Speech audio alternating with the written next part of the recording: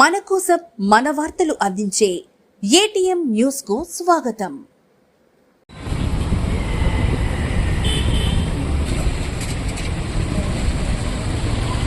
ఆత్మకూరులో ఎంతో వైభవంగా జరిగిన మినీ మహానాడు కార్యక్రమానికి హాజరైన జిల్లా అతిరథ మహారథులు. ఆత్మకూరు పట్టణంలో మంత్రి ఆనం రామనారాయణ రెడ్డి ఆధ్వర్యంలో తెలుగుదేశం పార్టీ మినీ మహానాడు కార్యక్రమం ఎంతో ఘనంగా జరిగింది. ఆ కార్యక్రమానికి ఆత్మకూరు శాసనసభ్యులు, రాష్ట్ర దేవాదాయ శాఖ మంత్రి ఆనం రామనారాయణ రెడ్డితో పాటు నెల్లూరు పార్లమెంట్ సభ్యులు వేమిరెడ్డి ప్రభాకర్ రెడ్డి, రాష్ట్ర వక్ఫ్ బోర్డు చైర్మన్ అబ్దుల్ అజీజ్, జిల్లా cooperative society bank chairman Dhanunjaya Reddy, Somasila project chairman Keshava Chowdary, Girinaidu తదితరులు హాజరయ్యారు. ఈ కార్యక్రమంలో మొదటి తెలుగుదేశం పార్టీ వ్యవస్థాపకుడు దివంగత నందమూరి తారక రామారావు విగ్రహానికి పూలమాలలు వేసి పుష్పాంజలితో ఘన నివాళులర్పించారు.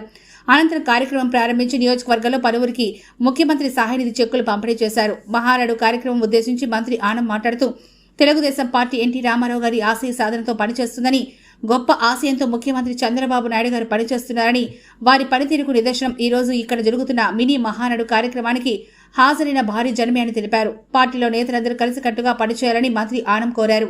నెల్లూరు ఎంపీ వేమిరెడ్డి ప్రభాకర్ రెడ్డి మాట్లాడుతూ తెలుగుదేశం పార్టీ ప్రారంభం నుంచి ఆ పార్టీ సిద్ధాంతాలను గౌరవిస్తూ ఎంతో కార్యదీక్షతో పనిచేసే కార్యకర్తలు ఉన్నారని, ఆత్మకూరు నియోజకవర్గం అభివృద్ధికి ఆనం రామనారాయణ రెడ్డి చేసినంత అభివృద్ధి రాష్ట్రంలో ఎవరూ చేయలేదని, ప్రతి ఒక్క తెలుగుదేశం కార్యకర్త ఆనం రామనారాయణ రెడ్డికి మద్దతుగా ఉంటూ తెలుగుదేశాన్ని మరింత ముందుకు తీసుకెళ్లాలని తెలిపారు.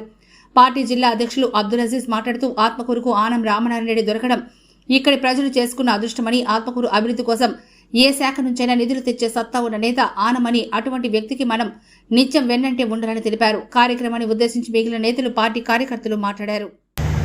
ఈ భారతదేశంలోనే ప్రాంతీయ పార్టీల్లో చూస్తే 1,00,00,000 మందికి పైన సైన్యం ఉండే పార్టీ ఏదైనా ఉందంటే అది తెలుగుదేశం పార్టీ. అన్న ఎన్టీ రామారావు గారు స్థాపించిన పార్టీ, పేద కడుపు బలహీన వర్గాల కోసం స్థాపించిన పార్టీ. మానవుడికి హ్యూమన్ డిగ్నిటీ ఉండాలి. మనిషి జన్మ తీసుకున్న తర్వాత కొన్ని అందరికి సమానత్వం ఉండాలి. బ్రతకడానికి ఇల్లు ఉండాలి, తినడానికి ఆహారం ఉండాలి, కట్టుకోవడానికి బట్టలు ఉండాలి అని ఒక గొప్ప ఆలోచనతో స్థాపించిన పార్టీ తెలుగుదేశం. ఈ మహానాడు, మినీ మహానాడు ఖచ్చితంగా కార్యకర్తలు అందరూ కూడా వచ్చి దీన్ని దిగ్విజయం చేస్తారు అనే నమ్మకంతోనే ఖచ్చితంగా ముచ్చిపోవాలని ఈరోజు రావడం మీ అందరి ముందు చాలా సంతోషం. మీ అందరికీ తెలుసు, ఎన్టీ రామారావు గారి గురించి నేను చెప్పాల్సిన అవసరం లేదు.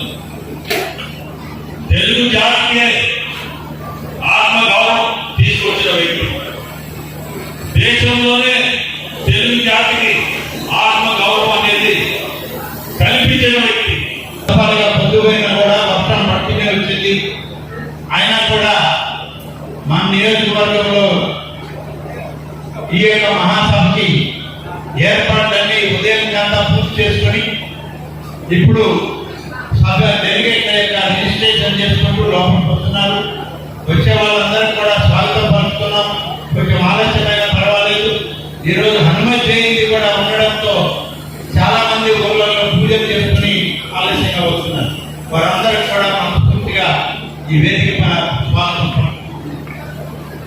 అలాగే కడపలో జరిగేటువంటి మహానాడు 27, 28, 29 3 రోజుల పాటు మహానాడు జరపడానికి నిశ్చయించింది కేంద్ర పార్టీ నాయకత్వం, చంద్రబాబు నాయుడు గారి నాయకత్వంలో.